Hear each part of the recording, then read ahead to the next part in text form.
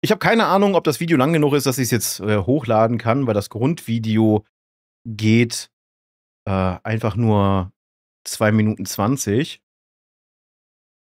muss noch ganz kurz mal anschauen. Es geht nämlich um die Telekom und die Netzneutralität. Und wenn man sich alleine durchschaut, was der Chef der Telekom mitunter so von sich gibt, was mitunter unglaublich kritisch ist.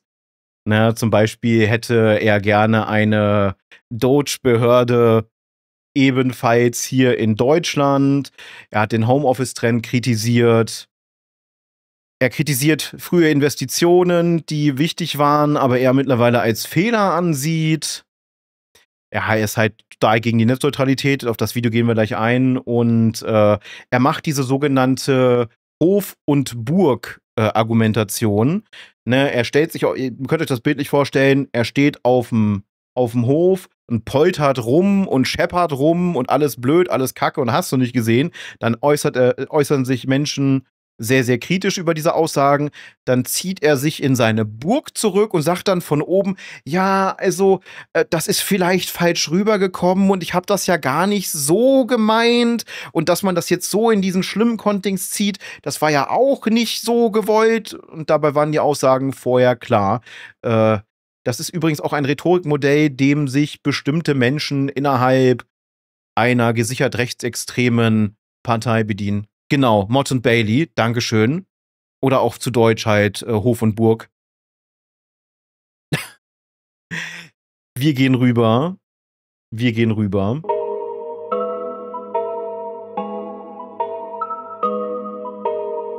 Kennst du das? Du willst eine Seite besuchen, aber sie lädt einfach nicht. Dann fragst du dich, liegt es am WLAN?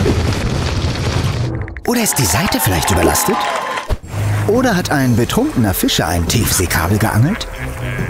Woran du aber bestimmt nicht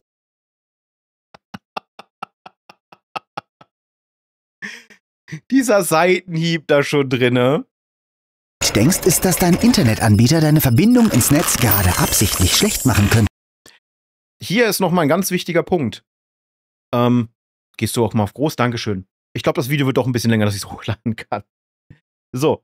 Viele von euch werden sich ja garantiert immer gewundert haben, wenn ihr euch so die Verträge anschaut, die hier in Deutschland möglich sind, mit zum Beispiel 200 Mbit im Downstream und nur 50 Mbit zum Beispiel im Upstream.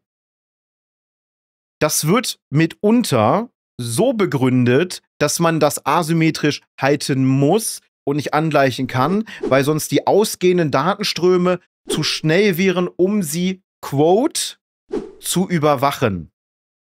Deswegen haben wir mitunter asymmetrische Leitungen, dass wir mehr im Downstream haben als im Upstream. Das ganze System ist dadurch aber auch wesentlich fehleranfälliger. Anstatt dass man gleich schaltet. Aber das ist nicht gewollt. Guckt euch jetzt mal den Glasfaserausbau an. Der Glasfaserausbau hat dieselben Modalitäten wie Kabelanschluss. Bis zu 500 oder 1000 Mbit ab. Und dann 50 bis 100 down und dann 50 bis 100 ab. Telekom 2:1 sind die einzigen, die recht großzügig sind, kosten aber mehr. Symmetrisch kriegt man im Ausland hinterhergeworfen. Ja, symmetrisch ist auch eigentlich ein globaler Standard. Nur wir hier im Internetentwicklungsland Deutschland haben das halt eben nicht.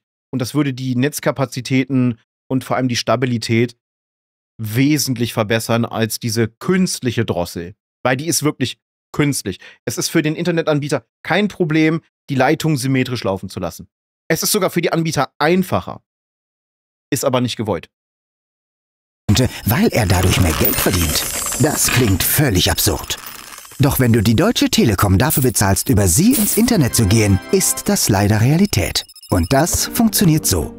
Eigentlich zahlst du deinen Internetanbieter, um dich mit Webseiten und Online-Diensten auf der ganzen Welt zu verbinden. Ist eine Verbindung ins Netz regelmäßig überlastet, werden die Kapazitäten einfach erweitert. So läuft alles flüssig und du kannst deinen Netflix-Abend in Ruhe genießen. Geld fließt dabei nicht. So die gängige Praxis in Deutschland, Europa und der restlichen Welt. So sollte es zumindest eigentlich sein. Nicht aber so bei der Telekom. Die sagt den Online-Diensten, oh, hier haben wir aber eine ganz schön überlastete Leitung. Wäre doch zu schade, wenn 40 Millionen deutsche Internetnutzerinnen und Nutzer euch bald nicht mehr so gut erreichen würden, oder? So drängt die Telekom Online-Dienste in überteuerte Verträge. Finanzstarke Dienste, die die Telekom bezahlen, funktionieren weiterhin super. Doch Seiten oder Dienste, die sich das nicht leisten können, laden oft langsam oder stottern. Und somit bist du nicht mehr frei in deiner Entscheidung, welche Seiten und Dienste du uneingeschränkt nutzt. Damit verletzt die Telekom die Netzneutralität, das Prinzip, dass alle Inhalte im Internet gleich gut erreichbar sein sollen, und liefert dir nicht, wofür du bezahlst. Ja, die Alternative ist aber trotzdem gänzlich schlecht. Also wir hätten dann noch die Alternative bei Vodafone, wo das Netz komplett überlastet ist, wo IPs gleichzeitig mehrfach vergeben werden, worunter dann so Probleme auftreten, dass ihr euch dann, falls ihr bei Vodafone seid oder Kabel Deutschland, Kabel BW, was halt jetzt alles Vodafone ist, falls ihr euch wundert, dass ihr euch auf einmal oder ihr das in den Zeitraum hattet, nicht mehr bei Steam oder anderen Seiten einloggen konntet, liegt das tatsächlich an der Mehrfachvergabe eurer IP, die ihr zu diesem Zeitpunkt habt. Das System denkt dann halt, ihr wärt kein Mensch und verweigert euch den Login. Ich hatte dieses Problem ziemlich lange.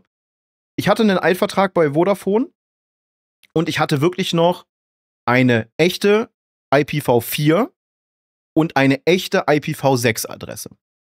Heutzutage läuft ja alles über die Tunnel oder in vielen, vielen Punkten über die Tunnel. Jetzt bin ich umgezogen hierhin und habe meinen Vertrag mitgenommen. Dabei haben sie erstmal selber Mist gebaut und haben meinen Vertrag umgemünzt in einen Neuvertrag, wogegen ich gegen vorgegangen bin, auch Recht bekommen habe. Aber da sie mir meine eigene IPv4 nicht zurückgeben wollten, haben sie meinen Vertrag dann einfach eingefroren, mich geghostet. Ich konnte auf einmal nicht mehr den Vertrag meiner Mutter verwalten. Meine Mutter ist blind. Das heißt, sobald ich über irgendein Device angerufen habe und meinen Namen genannt habe, wurde entweder aufgelegt oder ich bin gar nicht erst durchgekommen. E-Mails sind ignoriert worden. Logins haben nicht mehr funktioniert. Dann auf einmal meldet man sich 3 Jahre später, ich möchte doch gefälligst den Router zurückschicken, denn ich hätte den Vertrag ja gekündigt und sonst würden Kosten entstehen. Und dann haben sie mehrfach versucht, mir die Routerkosten abzuziehen, was ich immer wieder zurückgezogen habe. Ist ganz wild. Also nur Ärger mitgehabt. Und jetzt sind wir bei der Telekom und da ärgere ich mich mitunter auch über solche Sachen. Zum Beispiel der Dienst, vielleicht hängt das damit zusammen, ich weiß es nicht, Streamfinity. Ich nutze für die Streams Streamfinity, damit wir hier das Ganze möglichst demokratisch halten können, was Videos angeht. Ne? Falls ihr Streamfinity nicht kennt, das ist eine Plattform, die Streamende benutzen können. Dort können aus den Communities Vorschläge eingebracht werden und über diese Vorschläge abgestimmt werden, ob man das sehen möchte oder nicht. Und Streamende wie ich können dann im Dashboard sehen, aha, wie das Video ist so und so oft abgestimmt worden, so viel dafür, so viel dagegen. Das ist jetzt in dem Listing und das steht auf der Position und dann danach wählt man dann die Videos aus. Oder wenn Kanäle dazwischen sind, die man überhaupt nicht drauf haben möchte, die kann man dann rausnehmen und die können auch nicht wieder vorgeschlagen werden. Richtig cooles Tool, sehr praktisches Tool. Ladezeiten mitunter, aber wirklich für einen Eimer.